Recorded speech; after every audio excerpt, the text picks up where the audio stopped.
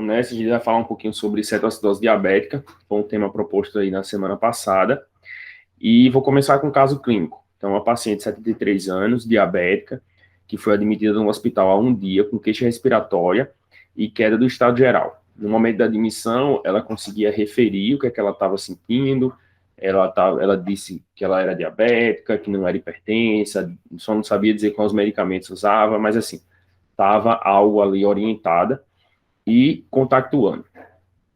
Cerca de 24 horas depois da admissão, quando fui avaliar ela tinha um rebaixamento de nível de consciência, estava hipotência, a frequência cardíaca de 102, o HT estava HI, saturando 98% em ambiente, com a frequência respiratória de 30 incursões por minuto. Então, ela estava torporosa, hipocorada, hipoidratada, com crépito em base de hemitórax direito, e quando o fisioterapeuta aspirou, ela estava com um pouco de secreção que parecia ser dieta. Então, a gente teve essa hipótese aí que ela teve alguma broncoaspiração por esse rebaixamento de nível de consciência, né? Os crépitos em base de hemitórax direito até falam a favor disso, porque ela não tinha crépito em mais nenhum outro campo pulmonar. No momento ali da avaliação, né? No exame admissional laboratório, ela tinha um leuco de 12.000, um sódio de 136, um potássio de 4,6, um fósforo de 4,5. Nessa questão aí da intercorrência, nessa situação da intercorrência, ela tinha um pH na gaso, né? Foi feita uma gasometria arterial com 7,16, bicarbonato de 7, PCO2 de 30, um PO2, eu não esqueci de anotar aqui, ela tinha um PO2 de 68, tinha um union gap de 23, um lactato de 2,8, osmolaridade de 282, medida na gasometria, um sódio na gaso de 145, um potássio de 5,3 e uma glicose ali acima de 150. Então, era compatível, né, assim, corroborava, porque esse valor da glicose, eu não lembro exatamente qual unidade, mas ela não é a mesma miligrama por decilitro da glicemia capilar, né, do dedo, no HGT. Então, ela tinha uma glicose bem alta ali, mais do que o gasímetro podia medir.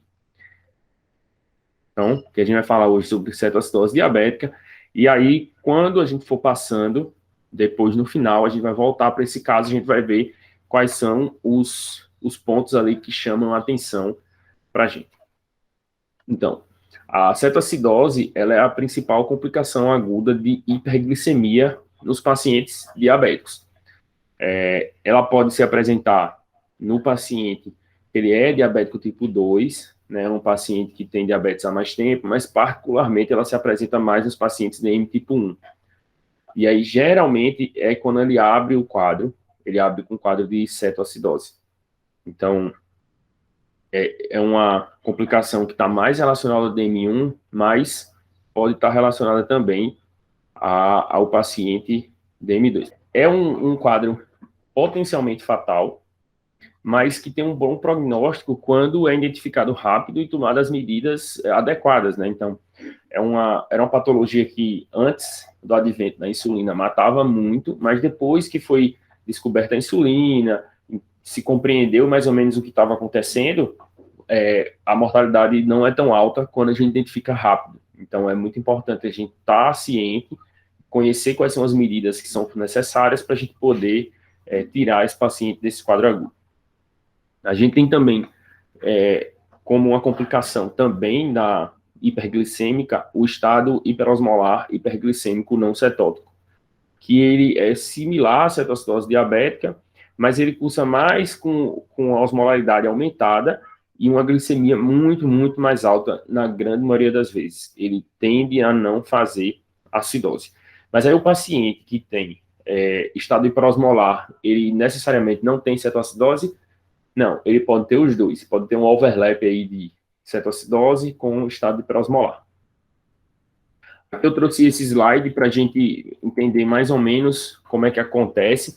Então, está muito relacionado a uma deficiência de insulina, seja ela absoluta ou relativa, e os hormônios contrarreguladores. Quando a gente tem uma deficiência relativa, isso aí geralmente está relacionado ao estado hiperosmolar, né? O paciente que ainda tem uma produçãozinha pequena de insulina, mesmo que seja uma produção muito, muito pequena, ali até 1/10 do que precisa para entrar a glicose na célula, para essa glicose poder ser usada, até 1/10 disso aí é suficiente para o paciente não ter as vias metabólicas que formam corpos cetônicos e vão levar à acidose.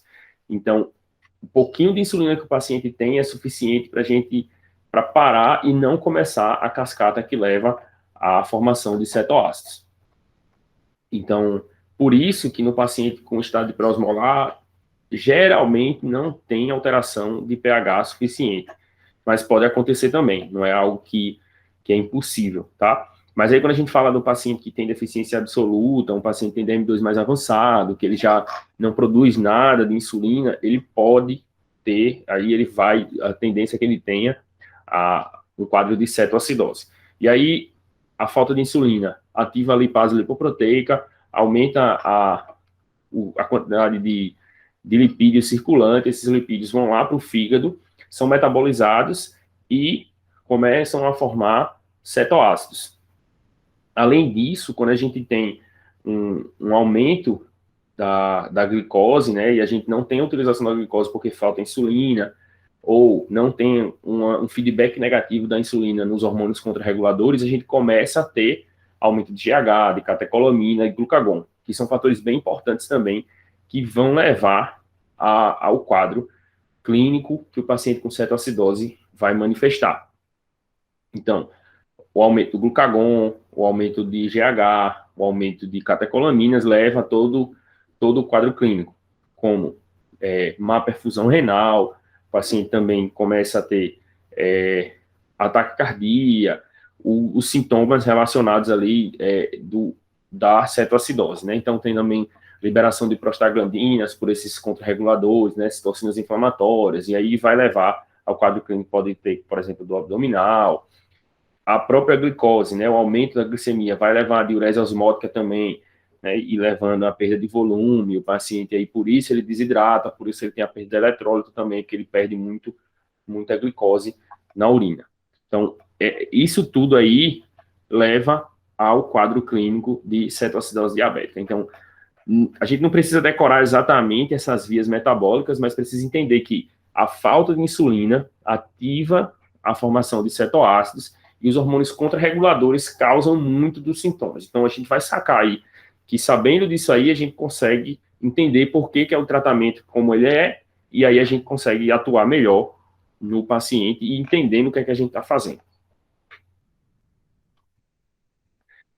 Quais são os fatores causadores, né? Um fator bem importante é o uso inadequado da insulina.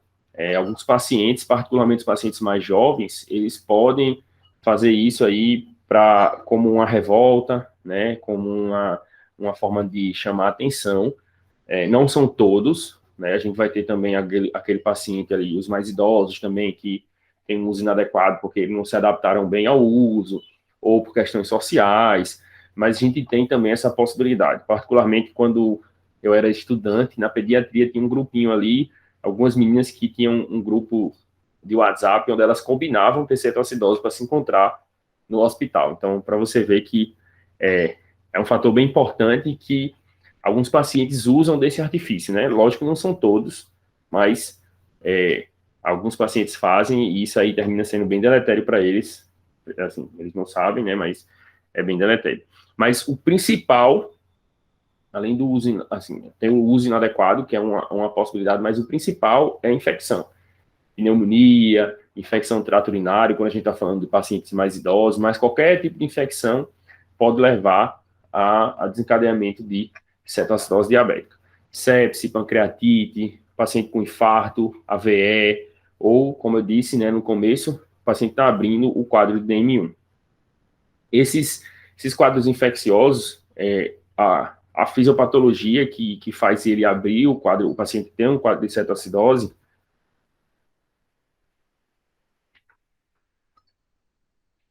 que faz ele ter o quadro de cetoacidose, é porque o quadro infeccioso, ele já tende a aumentar os contrarreguladores, né? Estimula a catecolamina, estimula a liberação de citocina inflamatória, então tudo isso aí faz com que aumente, né, a gliconeogênese, a glicogenólise, e aumente ali a quantidade de insulina, né, de de glicose circulando. Então, isso aí faz com que o paciente predisponha o paciente a ter um quadro de cetoacidose. Então, se ele já não tem uma produção adequada, ou ele tem uma resistência muito alta à insulina, então, o aumento dessa resistência, né, a falta da ação da insulina, estimula ainda mais esses contrarreguladores que levam a esse quadro de cetoacidose. No paciente com cetoacidose ou estado hiperosmolar, principalmente os pacientes mais idosos, é importante a gente estar presente aí para essas possibilidades de infarto e AVC, porque pode ser uma manifestação, né, o paciente fazer uma cetoacidose quando ele está infartando, ou ele tem um quadro de AVC e abrir um quadro de cetoacidose por esses mecanismos aí contrarreguladores. Então é importante estar no radar da gente para não deixar passar um quadro desse. Quais são os achados clínicos? Particularmente, a gente tem cetoacidose especificamente no paciente mais jovem, mas a gente pode ter esse paciente mais idoso fazendo overlap, né? Tanto cetoacidose como o estado hiperosmolar. O paciente ele está particularmente hipovolêmico, ele pode estar também desidratado, mas a tendência é que ele fique hipovolêmico, e a diferença entre hipovolemia e desidratação é que a desidratação é falta de água, então, por definição, a desidratação, o paciente tem um sódio alto. E na hipovolemia, o paciente perde o volume, ele perde tanto líquido quanto eletrólito. Ele tem uma diminuição do volume, mas particularmente intravascular. Então, necessariamente, ele não precisa ter perda de água e eletrólito, desde que o intravascular dele esteja seco, né? Mas, assim, de forma geral, o paciente faz hipovolemia. Por quê? Porque ele tem uma diurese osmótica, a glicose, quando chega lá no rim, o rim só consegue reabsorver até 180, mais ou menos.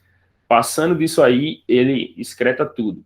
Então, a glicose, ela tem um poder osmótico, ela termina puxando água, e na hora que puxa água também para a urina, ela puxa eletrólito. Então, uma das coisas que o paciente vai apresentar é pólis, né? Ele vai fazer polidipsia, ele vai fazer poliúria, então ele tende a produzir muita urina por essa razão.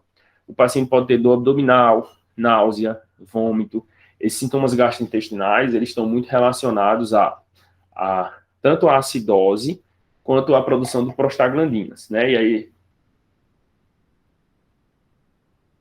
a gente tem a produção tem vasoconstricção esplâncnica, e aí faz com que cause a dor, né? Não se sabe muito bem exatamente qual é o mecanismo dessa dor exatamente, suspeita que tem a relação com isso aí, e alguns estudos mostram que tem correlação com o nível de acidose com a quantidade de dor abdominal, né? Mas não necessariamente com gravidade do quadro, desidratação, né? Não necessariamente com isso, mas tem a ver com o grau de acidose. Então, geralmente, o paciente com mais dor abdominal, ele tende a estar mais acidótico, mas, assim, não é uma correlação tão direta, não é uma coisa que a gente consegue bater o martelo. Outra coisa, o paciente vai ter hipotensão, taquicardia. Por quê? Porque ele está hipovolêmico, né? Então, essa perda de volume faz com que o paciente tenha a pressão fique mais baixa e que tenha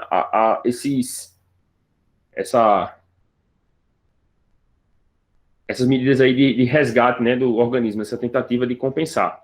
Então, a gente tem a taquicardia como uma resposta compensatória aí da hipotensão, da hipovolemia.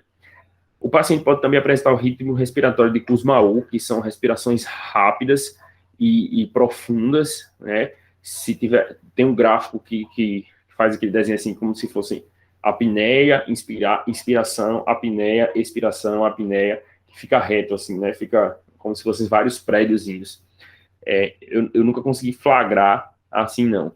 Mas o paciente que ele tende a ficar taquipneico, né? Ele fica taquipneico porque, para compensar a acidose, o nosso organismo tenta aumentar a frequência respiratória para botar CO2 para fora.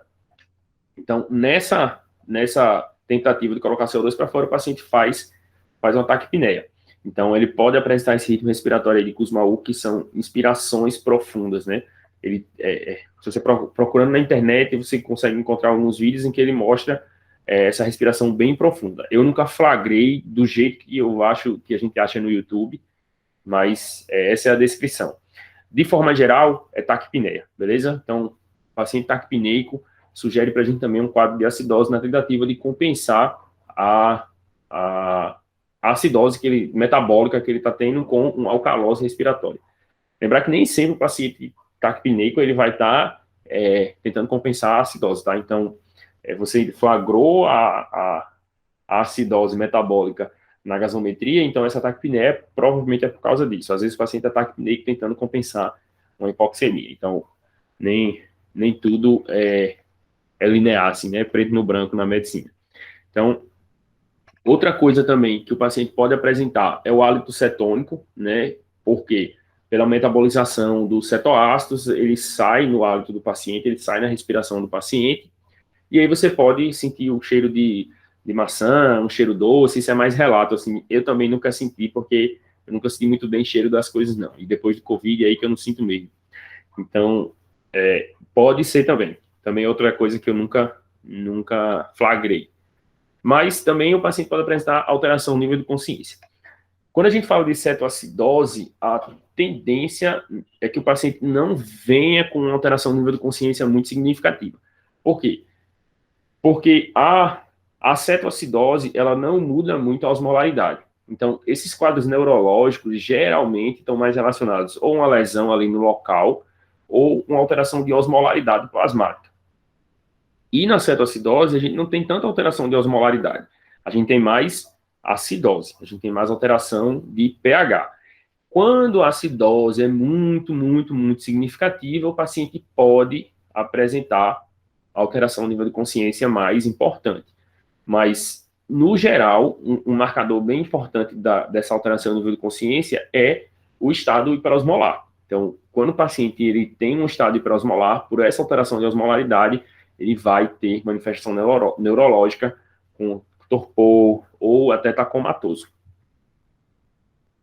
Qual é a avaliação que a gente precisa fazer? Primeiro, fazer a avaliação inicial, né? Fazer a avaliação inicial do paciente na emergência, cabeção, coração, pulmão, pressão, saturação, pulso, e estabilizar o que precisa ser estabilizado ali, naquele primeiro momento. Então, se o paciente está hipotenso, a gente avaliar por que ele está hipotenso, né? A gente já entende aí, quando a gente fez a gasometria, que ele tem tá com cetoacidose, no caso, ele tem uma acidose, vai estar uma acidose com o NHP aumentado, ele vai estar hipotenso, então a gente precisa ali compensar esse quadro. Esse nível de consciência dele vai estar relacionado a isso, então fazer aquela avaliação, identificar quais são as red flags que estão alteradas, para a gente começar a estabilizar esse paciente. De laboratório, a gente vai fazer uma gasometria, para a gente ver pH, lactato, vai encontrar uma acidose de NHP aumentado, dosar eletrólitos. Na gaso já vai ter alguns desses eletrólitos, mas nem sempre é confiável. Primeiro, o sódio da gaso tende a estar aumentado, porque a heparina é sódica, então a chance é que o sódio dele não vai estar tão alto quanto o da gaso. O potássio também não é um dado fidedigno na gasometria, porque na gasometria pode ter lesão celular, e aí a célula é rica em potássio, coloca potássio no sangue, né, e no plasma, e quando mede pode ter um potássio mais alto do que realmente está no sangue do paciente.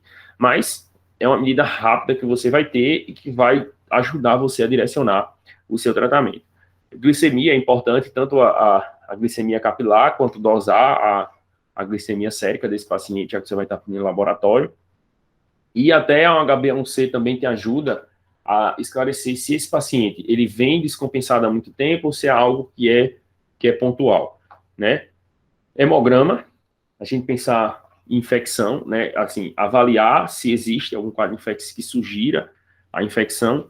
Lembrar que, como existe uma secreção de contrarreguladores bem importante, tem um papel bem importante na fisiopatologia, então a tendência é que esse paciente tenha leucocitose. Agora, quando o leuco vem acima de 25 mil, então esse leuco aí está muito, muito, muito alto, aí a gente começa a pensar que tem um quadro infeccioso levando a isso aí. Mas um leuco de 15 mil, 13 mil, né, nem tão alto assim, não chega a 25 mil, provavelmente é pelo hipercortisolismo que causa na cetoacidose.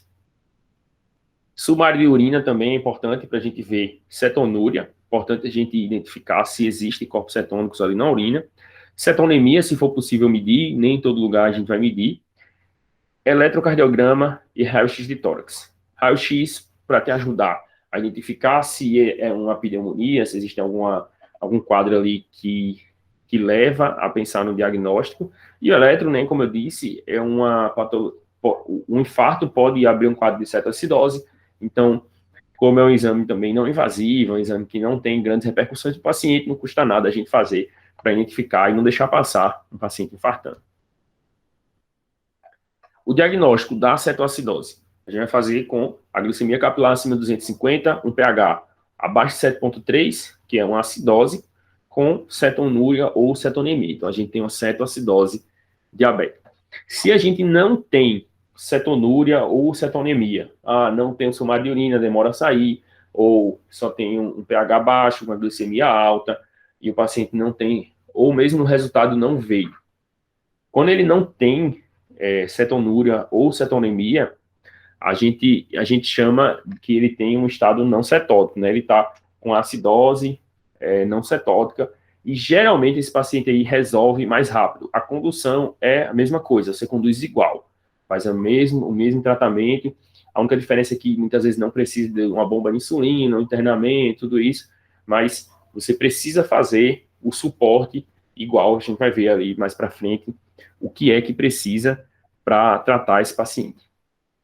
No estado hiperosmolar, como eu disse, geralmente não há acidose. Por quê? Porque a gente tem uma pequena produção de insulina e essa pequena produção de insulina é suficiente para parar a cascata ali que usa ácido graxo no fígado e estimula a produção de cetoácido. Pouquinho de insulina, bem pouquinho, é suficiente para isso. Então, geralmente não tem acidose, tá? Geralmente.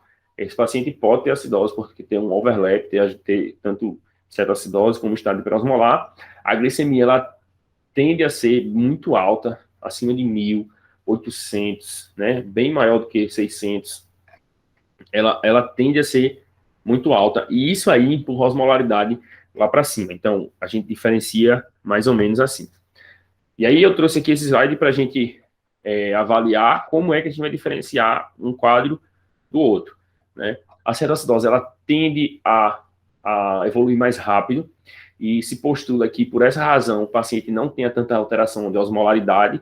Por quê? Porque como ele tem um quadro de acidose, é um paciente que apresenta um quadro clínico com a deteriorização clínica muito mais rápido, então ele procura a emergência mais rápido e não tem tanta alteração metabólica nesse ponto aí, né? Ele tem acidose, pode ter acidose grave, bem importante, pH 6,9, pH de 7,0. Tem um consumo de bicarbonato bem significativo, né? Pela questão ali da produção dos cetoácidos. Então, de certa forma, o paciente, para botar esse cetoácido para fora, ele termina perdendo bicarbonato. Então, você tem um consumo de bicarbonato bem significativo. É um paciente que tem cetose, cetonúria e o anion gap aumentado, né? Pela presença de cetoácidos, a gente tem um desbalanço ali no equilíbrio, e aí a gente tem um anion gap aumentado. Já no estado hiperosmolar, ele tende a ser insidioso, né? Um paciente que demora um pouco mais a apresentar sintoma. No geral, ele não tem acidose, e quando tem acidose não é tão significativo. O bicarbonato, ele tende a não estar consumido. Por quê? Porque a gente não tem a acidose tão importante. Então, ele está um pouco mais baixo, ou ele está normal. A osmolaridade é muito aumentada e a glicose é muito aumentada também. Então, um marcador bem importante é a glicose muito alta, a osmolaridade muito alta e esse quadro que ele tende a demorar um pouquinho mais, né? Porque o estado hiperosmolar, ele está muito mais relacionado a alteração na osmolaridade plasmática do que uma acidose em si. Então, o problema metabólico do estado hiperosmolar é hiperosmolaridade. No paciente com cetoacidose, além da osmolaridade aumentada, que leva a diurese osmótica, que vai ter a mesma coisa no estado hiperosmolar. A diurese osmótica, a liberação de contrarreguladores, catecolaminas levando a sintomas relacionados a isso, tem também a produção de ácido, e aí fazendo o paciente ter uma queda do pH e descompensando ainda mais o metabolismo desse paciente. Como é que a gente trata? A gente precisa hidratar o paciente, fazer insulina, repor os eletrólitos e talvez o bicarbonato. A hidratação é um pilar super importante do tratamento da cetoacidose. Por quê? Porque ela ajuda a diminuir a osmolaridade. Quando a gente tem um paciente com o acúmulo, tem muita glicose, e aí a glicose puxa água, altera a osmolaridade plasmática, o paciente tem perda de eletrólito na urina, tem perda de água na urina, por causa também dessa glicose. Quando a gente coloca soro, a gente melhora essa osmolaridade, porque a gente dilui esse sangue desse paciente. Então, um primeiro passo da hidratação é a hidratação, porque a gente primeiro corrige a osmolaridade, melhora hipotensão e perfusão. Por quê? O paciente ele perde líquido e ele perde volume intravascular. Na hora que ele perde volume intravascular, ele perfunde pior o rim. E na hora que ele perfunde pior o rim, tem toda aquela ativação do sistema renina-angiotensina-aldosterona, inclusive ele vai ter um hiperaldosteronismo, vai perder eletrólito também por isso, vai tentar reter água, e aí pode ter alteração de natremia também por isso, mas o que geralmente acontece é que ele tem uma piora na taxa de filtração. E na hora que ele piora a taxa de filtração, ele já está perdeu muito volume, ele não consegue estabilizar e corrigir os distúrbios hidroeletrolíticos que ele está apresentando. Então, na hora que você melhora a volemia desse paciente repondo volume com soro, você melhora a hipotensão desse paciente e melhora a perfusão renal, que ajuda a lavar tanto a acidose, os cetoácidos. Quando lava o cetoácido ali no rim, lavar entre aspas, né? Geralmente não diminui a acidose, mas ajuda a frear um pouco essa cascata. E aí, você diminui o hiperaldosteronismo, diminui a perda de eletrólito, diminui a ativação de catecolamina, diminui aí também um contrarregulador que está aumentando a reação de formar cetoácido, tudo isso aí. Então, quando você corrige a volemia do paciente, você começa a melhorar. Um primeiro passo para melhorar esse quadro do paciente. Inclusive, repor o volume ajuda a melhorar a glicemia, mas também não é o suficiente, não é aquela coisa. Ele vai ter uma queda na glicemia, mas de pequena monta, não é o suficiente para a gente tratar só com reposição de volume. A insulina, para inibir a produção de corpos cetônicos. Então, quando a gente hidrata, a gente faz o paciente botar para fora os corpos cetônicos. Quando a gente faz insulina, a gente faz o paciente parar de produzir corpos cetônicos e parar de produzir cetoácidos. E aí, nesse contexto, a gente começa a frear um distúrbio metabólico bem importante, que é a acidose. Então, lembrar que uma dosinha pequenininha de insulina é suficiente para parar a produção de corpos cetônicos. Então, insulina, ela vai ter essa importância, né? A insulina não é para melhorar a glicemia especificamente, é para parar a produção de corpos cetônicos e aí livrar o paciente da produção de ácido que está alterando o distúrbio ácido-base dele. Repor eletrólito, por quê? Porque o paciente tem perda de eletrólito bem significativa pela diurese osmótica, como eu já disse. Chega muita glicose lá no rim, o rim só consegue reabsorver até 180 miligramas por decilitro. Quando passa disso, ele excreta tudo. Então, a gente tem um paciente aí com glicemia com 600 miligramas por decilitro. Então, ele reabsorveu ali 180, 420 está na urina e vai puxar água. Quando puxa água, ela arrasta eletrólito com ela. Então, o paciente tem perda de sódio, tem perda de potássio e vai ter distúrbio de eletrólito por causa disso. Então, é importante a gente repor os eletrólitos quando necessário. A gente vai ver quando é que vai ser necessário e como é que a gente vai fazer cada uma dessas fases. Se tiver qualquer dúvida, pode colocar aqui nos comentários, que eu tô vendo aqui. Então, ou se eu estiver rápido demais, se passou alguma parte, se você quiser que eu repita, a gente volta e repete, beleza? Vamos nessa para continuar o tratamento. Como é que a gente vai fazer a hidratação? A primeira parte, a gente precisa fazer uma expansão volêmica desse paciente. Particularmente, se ele tiver muita hipotenso, se ele estiver mal perfundido, tiver sinais de choque, né? Paciente com uma perfusão, paciente com... Você está pensando que ele tem falha de bomba, lactato muito alto, paciente que está muito descompensado do ponto de vista hemodinâmico, é importante você fazer uma expansão vigorosa ali na primeira hora, 1.500, 200 ml, 2.000 ml, ou até mais, né? Dependendo do paciente. Também depende do nível de desidratação desse paciente, se você, ao exame físico, ele está muito desidratado, turgor da pele, olhos fundos, né, o paciente mais taquicárdico, mucosa ressecada, né, então, se o paciente está muito desidratado também, você pode também fazer uma expansão mais importante, né, desidratado não, hipovolêmico, pode fazer uma expansão mais importante. De forma geral, se você quiser usar uma medida, um cálculo para fazer uma expansão mais adequada, assim, mais voltada para o peso do paciente, você pode fazer 15 a 20 ml quilo de soro fisiológico a 0,9, beleza? Nesses pacientes aí que estão mais descompensados, o ideal é a gente fazer fisiológico a 0,9 para a gente fazer uma expansão volêmica mais importante, né? Se o paciente não está tão desidratado assim, a gente já pode passar para um soro como se fosse manutenção. Então, o paciente tem uma certa acidose, um paciente não tem uma certa acidose tão importante, né? O paciente não está tão sintomático, ele não está tão desidratado, a gente poderia já passar para uma reposição volêmica, pensando aí nessa forma de manutenção. A propósito, falando assim sobre o nível de cetoacidose, né, a gente tem tem uma classificação didática que que divide a cetoacidose em leve, moderada e grave. Tem relação com o pH, tem relação com o bicarbonato, tem relação com a osmolaridade, tem relação com alguns outros achados, mas que na prática não mudam a abordagem. Então, um paciente que é cetoacidose leve, um paciente de cetoacidose grave, você vai abordar do mesmo jeito. De forma geral, o pH até 7,1 é um paciente acidose, né? O paciente tem acidose com pH até 7,1, é acidose leve, abaixo de 7,1 até 6,9 é moderada, abaixo de 6,9 é grave.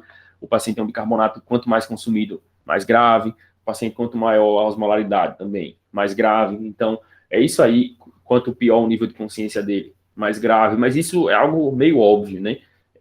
O que a gente usa isso aí, termina usando isso aí para a questão de prova, para a divisão didática, na prática, é a mesma abordagem para todo mundo. A única coisa que você pode mudar é você fazer, por exemplo, um soro a 0,45 já na primeira fase, se o paciente não está tão grave, uma cetoacidose leve. Mas se você fizer um soro a 0,9 na primeira hora no paciente com cetoacidose leve, também está certo, porque a literatura, a recomendação da literatura, dos guidelines, tudo, ele recomenda que você deve, né, fazer soro a 0,9 no primeiro momento. Então, deve significa dizer que existe essa brecha aí, mas que necessariamente, se você não fizer, também não está errado, beleza? Então, por isso aí que eu não trouxe essa classificação, porque na prática não muda muita coisa. E aí, voltando aí para a manutenção, a gente vai começar a fazer ali o soro de manutenção, dependendo do sódio do paciente. E, especificamente nessa hora aí, a gente vai precisar fazer o sódio corrigido. Como é que é esse sódio corrigido? É 2 vezes a glicose menos 100, dividido por 100, né? Porque a gente vai aumentar no sódio. Por exemplo, um paciente que tem um sódio de 130 e uma glicemia, isso aí depois da primeira hora, né? A gente repôs ali, fisiológico, fez as medidas iniciais, tudo tá direitinho, e aí depois da primeira hora a gente viu lá, a glicemia do paciente ele começou a HI e agora tá em 400.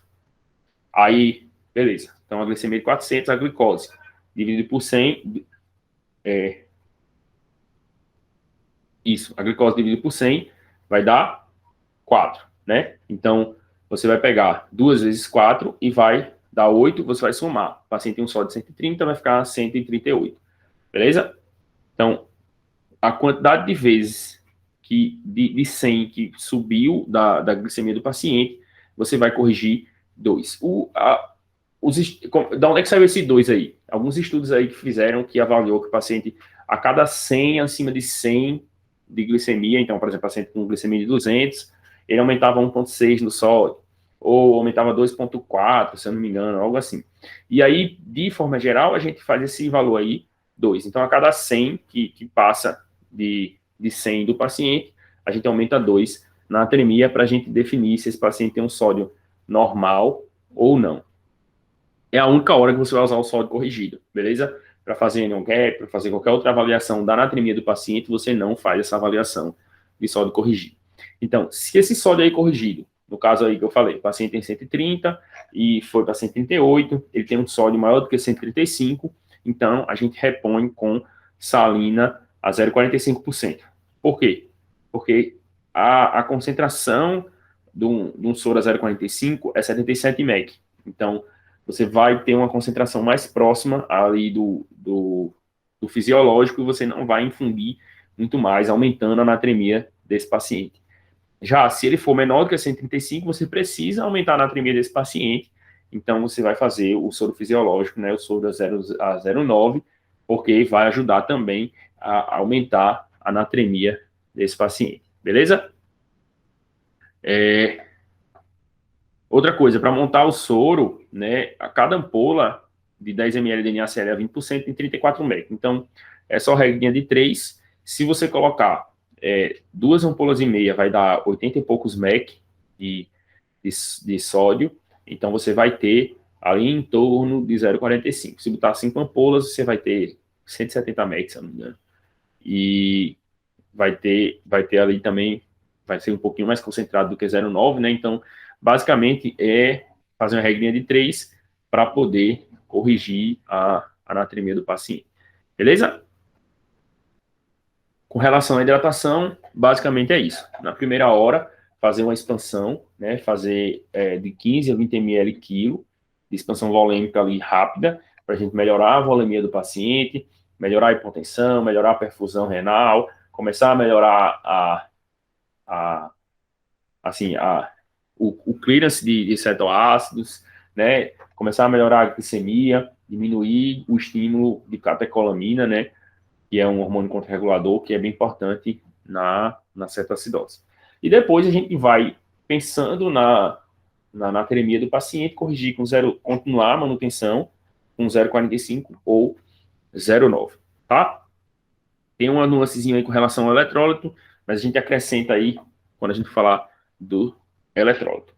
Outro pilar é insulinoterapia. A gente vai começar a insulina nesse paciente junto com a hidratação. Então, identificou que o paciente tem cetoacidose, prescreveu a hidratação, prescreve a insulinoterapia. Como é que você vai fazer? Você vai fazer 0,1 unidades quilo EV em bolos. Então, se o paciente tem 70 quilos, vai fazer 7 unidades EV em bolos, beleza? No primeiro momento. E depois vai fazer uma manutenção em bomba, também com 0,1 kg hora. Então, se o paciente tem 70 quilos, você vai fazer 7 unidades hora. Como é que você vai montar essa solução? Você vai fazer uma solução com 50 unidades em 250 de soro. E aí, você vai ter uma solução que vai ter uma unidade a cada 5 ml. E aí, é regrinha, né? Eu coloquei aqui no exemplo, um paciente com 60 quilos, você vai precisar fazer 6 unidades por hora, e aí você vai botar a infusão de 30 ml hora. Porque 6 unidades, 5 ml, multiplica 6 por 5, dá 30. 6 unidades por hora vai dar 30 ml. Beleza? Então, você faz a infusão em bolos, depois deixa a fase de manutenção. Se fosse paciente de 70 quilos, ia ficar 35 ml hora. Beleza? Importantíssimo. Só faz insulina se o potássio tiver maior do que 3,3. Por quê? Porque quando o paciente tem acidose e também a questão de hiperosmolaridade faz com que haja um shift de potássio de dentro da célula para fora da célula. Então, você aumenta o potássio extracelular, você aumenta a concentração de potássio no sangue, tanto pela acidose como pela hiperosmolaridade. Da mesma forma que o paciente perde potássio na urina pelo arrasto osmótico, né? Vem água, vem sódio, vem potássio. Do mesmo jeito acontece no sangue. Então, o aumento do pH e a queda do pH, né? A queda do pH, a acidose, e o aumento da osmolaridade do sangue faz com que haja a saída do potássio de dentro da célula para fora da célula. Isso aí aumenta o potássio do paciente no sangue, mas o paciente ele tem um déficit de potássio, porque ele perde o potássio na urina e ele tem um potássio extracelular diminuído. Então, quando você começa a corrigir, a acidose e diminuir a osmolaridade, você joga o potássio de volta para dentro da célula. E aí, na hora que você joga o potássio para dentro da célula, a calemia pode cair muito. Então, o potássio de 3,3, se você repor a insulina, corrigir a acidose, provavelmente esse potássio vai cair muito. E aí pode predispor a arritmias por causa de hipocalemia. Então, é muito importante que só comece a insulina com potássio acima de 3,3. Se tiver abaixo de 3,3, primeiro a gente repõe potássio para depois começar a insulina. Então, a gente vai fazer hidratação, insulina, se potássio maior do que 3,3. Se potássio menor do que 3,3, a gente vai fazer hidratação com reposição de potássio. Beleza? Voltando, continuando aqui na parte da insulina. A meta da gente é reduzir de 50 a 70 miligramas por decilitro a cada hora. Então, você vai ficar fazendo glicemia capilar de hora em hora e estando dentro dessa meta aí de 50 a 70 de redução, por exemplo, o paciente chegou em HI, coloquei na loma de insulina, reavaliei, tudo estava em 400, na próxima hora eu quero que esteja em 350, 320, 330, então ele tem que estar nessa faixa. Se está nessa faixa, beleza. Se não baixou, 400, aí na próxima vez está 420, eu dobro a velocidade de infusão. Se baixou demais, estava 400, e aí agora está em 250. Aí eu diminuo a velocidade de infusão.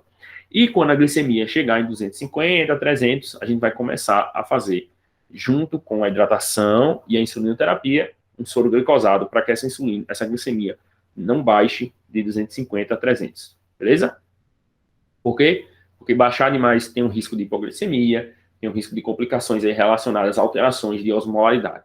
Particularmente em crianças, a gente vai ter mais alterações aí, pensando de edema cerebral, alteração de osmolaridade mais significativa. Nos adultos, esses achados aí são extremamente raros e não tem dados que falem a favor de fazer edema, né, de que tem esse risco aí tão significativo, beleza? Mas, de toda forma, a nossa meta é manter essa glicemia aí de 250 a 300, enquanto a gente ainda está fazendo a infusão. E os eletrólitos, como eu disse, se o potássio está menor do que 3,3, a gente precisa repor, né? E a gente vai repor 25 mEq. Quanto é que é 25 mEq? É uma ampola de KCl, beleza? Lembrar que o potássio, essa reposição de potássio, ela é tão osmoticamente ativa quanto o sódio. Então, se a gente está diante de um paciente com anatremia elevada e a gente coloca uma ampola de KCl, a gente está colocando mais 25 mEq, além do soro fisiológico, por exemplo. Vou repor com 0,9. Então, o soro a 0,9 tem 154 mEq. Se eu boto mais 25, eu vou estar começando a infundir 179 mEq nesse paciente. Então, a tendência aí é que a osmolaridade continue alta. Então, dependendo da osmolaridade do paciente, da anatremia do paciente, você talvez precise repor aí um soro 0,45 com o potássio dentro, beleza? Por quê? Porque ele é tão ativo quanto o sódio, beleza? Então, é só um detalhe aí para ficar ligado. Na primeira hora, possivelmente isso aí não vai ter tanta relevância, porque você vai ter que repor com 0,9, porque você tem que repor volume, então a osmolaridade é importante também para aumentar a volemia, aumentar o volume intravascular desse paciente. Então, num primeiro momento, não precisa se preocupar com isso não. Mais para frente, se o paciente tem anatremia acima de 135, soro 0,45 com o potássio, se for necessário. Se esse potássio aí for de 3,3 até 5 ou 5,3, tem literatura que traz 5,3, você também precisa repor o potássio desse paciente. Por quê? Pelo mesmo mecanismo. Quando corrigir a acidose, quando colocar a insulina nesse paciente, você vai ter um shift de potássio intracelular. Então, quando você começar a tratar esse paciente, a tendência é que a calemia caia. E aí, por quê? Porque ele tem um déficit de potássio. Então, a tendência é que a calemia caia, então você precisa repor esse potássio para que você não tenha nenhuma complicação relacionada à hipocalemia. Se esse potássio aí tá maior do que 5, maior do que 5,3, você não precisa se preocupar com esse potássio agora. Mas como você vai precisar repetir os exames, é importante ficar ligado, porque baixou de 5, começa a reposição de KCl, tá? Se você tiver um fósforo também muito baixo, já no primeiro momento, uma hipofosfatemia importante, você pode também repor o fosfato de potássio. Então, quando você coloca o fosfato de potássio, é a mesma lógica do cloreto de potássio, né? O KCl, que é o que a gente tem mais comum, vai repor 25 mEq, o fosfato de potássio vai repor 25 mEq, e aí você, a cada litro de soro que você infunde, você coloca numa ampola. A lógica do fósforo é a mesma lógica do potássio. O paciente tem um shift extracelular de fósforo e de potássio pela acidose, pela falta de insulina, né? Então, isso aí, e tem perda também, tanto de fósforo quanto de potássio, pela mesma lógica também que o paciente tem de urease osmótica e perda de eletrólito. Beleza? Então, se o fósforo estiver baixo demais, não é tão comum, mas a maior tendência é que está mais elevado por essa mesma lógica aí do potássio. Então, você repõe também com fosfato de potássio. E o bicarbonato, né? A gente pensa no paciente tem acidose, tem lógica a gente pensar, não, vamos fazer bicarbonato para a gente compensar a acidose.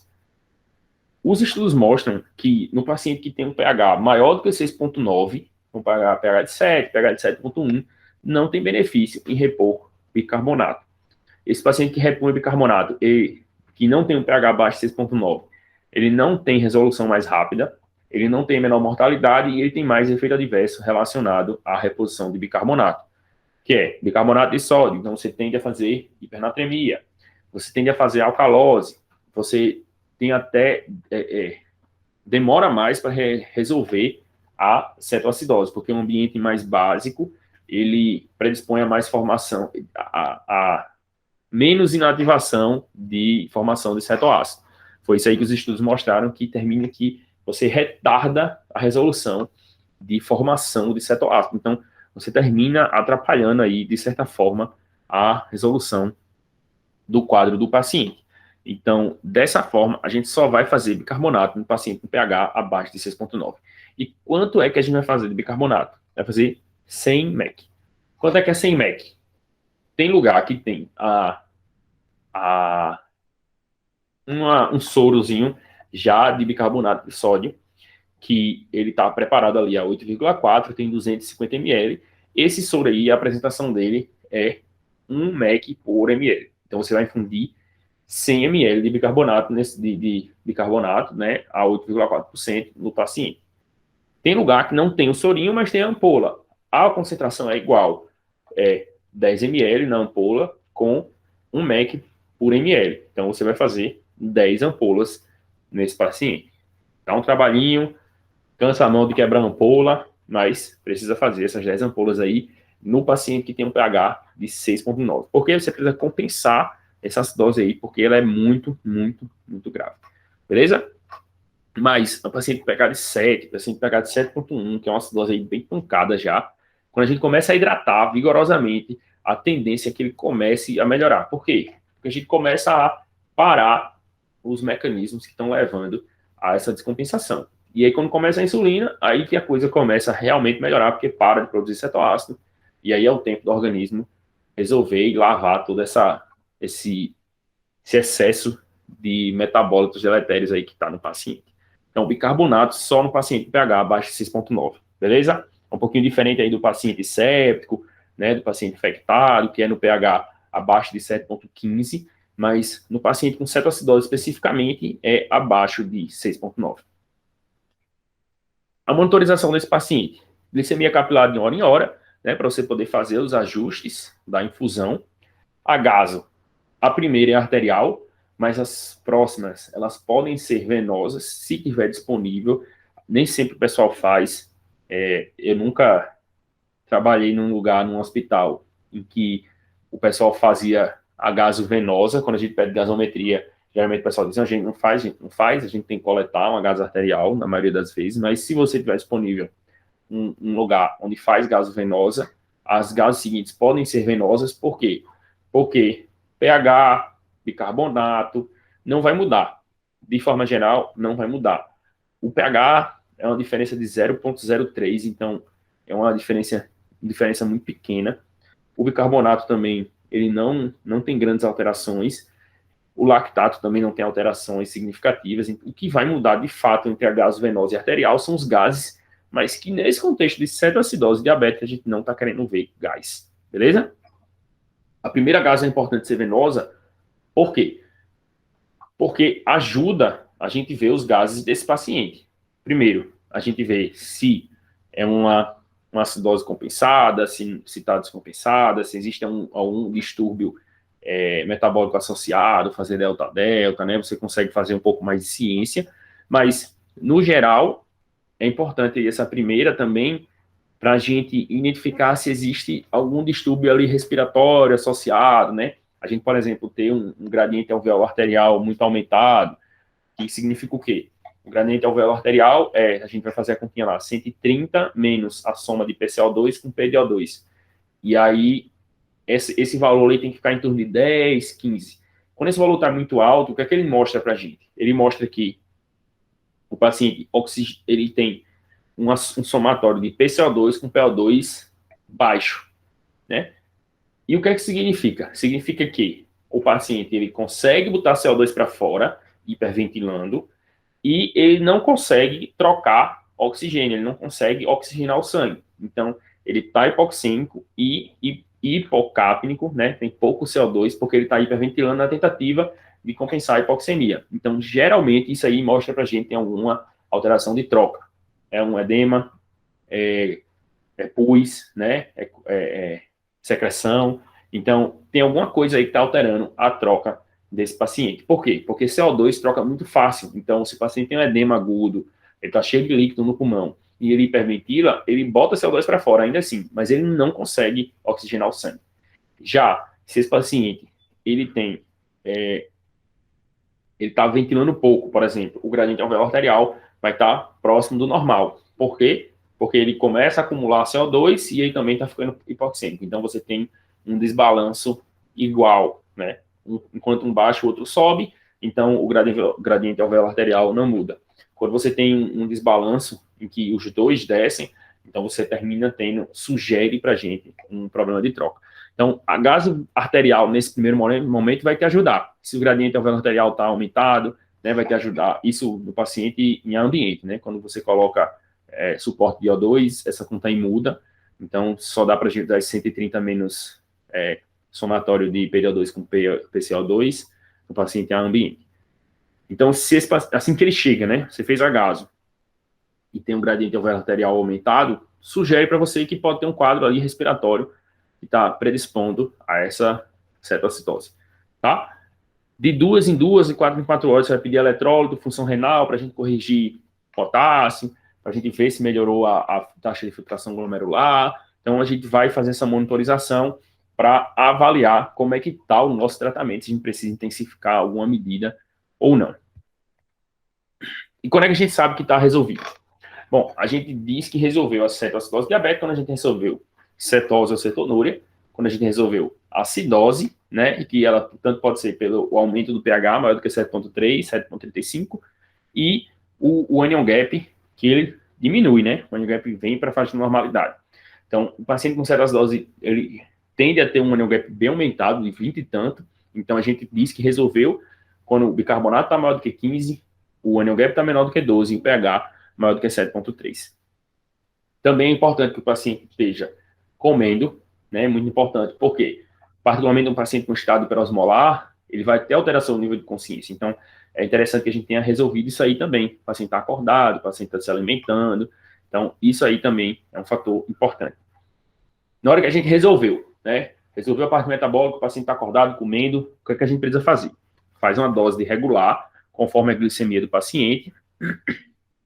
Lembrar que a gente está com o paciente ali com a glicemia em torno de 250, que é a meta que a gente tem, né? Quando chegou por aí, a gente faz glicose e deixa na bomba de insulina. O paciente se alimentou, a glicemia está ali 250, fiz a correção com insulina regular. Antes da próxima refeição, suspendo a bomba e depois, né, de 1 hora de fazer a regular da refeição do paciente. Então, O paciente chegou, fiz todo o suporte, melhorou antes do almoço. Vai almoçar, né?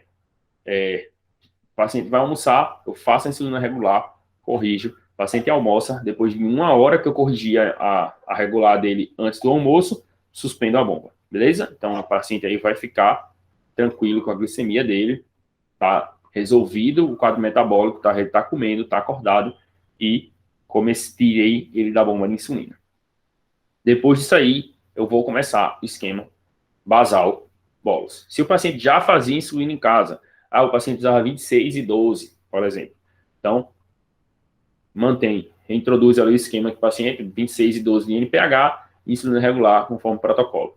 Se o paciente não fazia uso de insulina, a gente pode fazer aquelas continhas lá para começar 0,3 unidade quilo, 2 terços pela manhã, 1 terço à noite, bedtime, para manter a insulina do paciente, beleza? Então a gente começa o esquema basal bolos, depois de tirar a bomba de infusão. Certo? E aqui, voltando para o caso lá do começo, vamos identificar agora quais são os achados aí que sugerem que essa paciente da gente tinha uma cetoacidose diabética. Então, vamos lá. É uma paciente, só relembrando, né? O pessoal que chegou depois, então, é uma paciente de 73 anos, diabética, admitida há um dia, com queixa respiratória e queda do estado geral. Na admissão, essa paciente estava falando ainda, estava conversando, consciente, orientada, relatou que era diabética, que não era hipertensa, mas que não sabia quais medicações ela usava.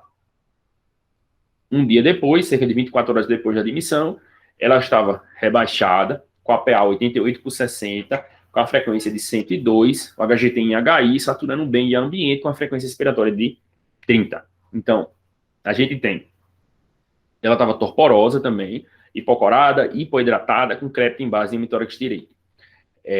Ela tinha um pouco de secreção na garganta, né? E quando foi aspirada, essa secreção tinha um aspecto de ser alimentação, de ser regurgitação do que ela tinha comido no café da manhã. E aí, no exame da admissão, né? Ela chegou, foi feito o exame de sangue da admissão, então foi resgatado esse exame aí nesse intervalo de 24 horas. Ela tinha um leuco de 12.000, um sódio de 136, um potássio de 4,6 e um fósforo de 4,5. Na gasometria, ela tinha um pH de 7,16, um bicarbonato de 7, um PCO2 de 30, um PO2 de 68, um NOGAP de 23, um lactato 2,8. A osmolaridade medida foi 282 e o sódio na gás era 145, o potássio de 5,3 e a glicose acima de 150, mas não é miligrama por decilitro. Eu não recordo exatamente qual é qual é a unidade dessa glicose, mas era acima do que o gasímetro media, tá? Então ela tinha a glicemia bastante aumentada, tinha o anel gap aumentado, então ela tem uma acidose com anel gap aumentado, bicarbonato muito consumido, um leuco de 12.000, que é compatível com o quadro de cetoacidose, né?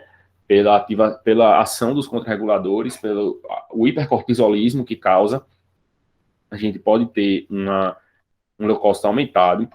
Ela estava hipoidratada, né, pela diurese osmótica, perde volume, torporosa, né, com rebaixamento de nível de consciência, e em HI. Tá hipotensa, tá taquicárdica, frequência respiratória aumentada também para lavar o CO2 na tentativa de compensar essa acidose. E se a gente fizer o gradiente alvéolo arterial, né, ela estava em ambiente aí nessa gasometria, PO2 de 68, com PCO2 de 30, dá 98, em torno de 100, vai dar acima também de 15. Então, possivelmente, era uma pneumonia que foi complicada aí por uma provável broncoaspiração, por esse crépito em base de hemitórax direito, uma paciente que começou a fazer teve uma piora desse quadro infeccioso e abriu esse quadro de cetoacidose. Beleza? Se a gente for calcular aí a osmolaridade dela, né, você vai ter ali, vamos dizer que a glicose dela tiver assim 800. Vou fazer em 1.000 só para... Não vai facilitar a minha conta, não. Vou botar em 900, que vai facilitar a minha conta. Ele vai ter um sódio. Aí como é que a gente calcula a osmolaridade estimada, né? Como é que a gente estima? É 2 vezes o sódio mais a glicose sobre 18. Então, se estava em 900, né? 900 sobre 18 dá 2 vezes 9, 9, 100, dá 50. Acho que é isso. Dá 50. Então, você vai ter duas vezes o sódio, 145, dá 190 mais 50, dá 240 e tanto. Então, aparentemente, aí não estava nem tão alta essa osmolaridade. É isso? 290, dá 240. Então, aparentemente, estava nem tão alto assim essa osmolaridade. Então, vê que com essa anatremia aí da gaso, né? Anatremia da gaso. E essa glicose de 800, 900, a osmolaridade não estava nem tão importante. Então, a gente pensa muito mais aí num quadro de cetoacidose do que num estado hiperosmolar, mesmo essa paciente sendo idosa, né? Vê que era uma paciente de 73 anos, então a gente tem muito mais estado hiperosmolar. Nesse caso aí, muito provavelmente era simplesmente cetoacidose. Veio também como o bicarbonato está consumido, né? Bicarbonato bastante consumido aí também fala a favor de uma cetoacidose diabética muito mais do que um estado hiperosmolar. O NGAP também aí acima de 20. Como foi que essa paciente evoluiu, né?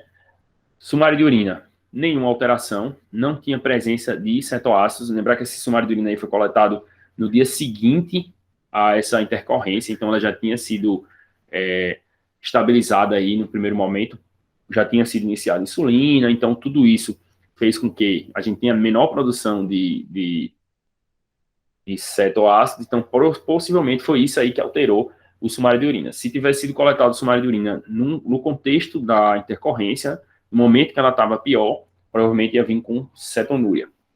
A urocultura foi negativa, as hemoculturas também foram negativas. O leuco no dia seguinte estava em 18 mil, com o desvio à esquerda.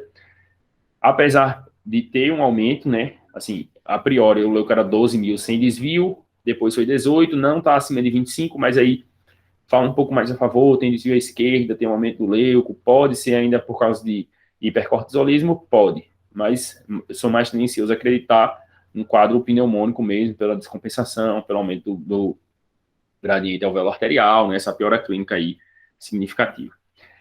A creatinina dela na admissão, né, era 1,2 e a ureia de 88 no dia seguinte, né, mesmo depois aí na verdade, no dia da descompensação, na noite da descompensação, era 2,4 e a ureia de 120. Então, vê como ela teve uma piora aí da taxa de filtração bem significativa, muito provavelmente relacionada à hipoperfusão pela hipovolemia. Então, essa função renal aí se normalizou, ficou abaixo de 1, a creatinina, a ureia de 39. Então, depois das medidas, né, o paciente teve uma normalização de eletrólito, leuco, bicarbonato, função renal, tudo direitinho. Esse sódio aí de 150, cloro de 112, bicarbonato de 15, foi no dia seguinte. Então, o paciente chegou um dia, 24 horas depois ela teve a cetoacidose, piorou, e 48 horas depois da admissão ela tinha esses resultados aí.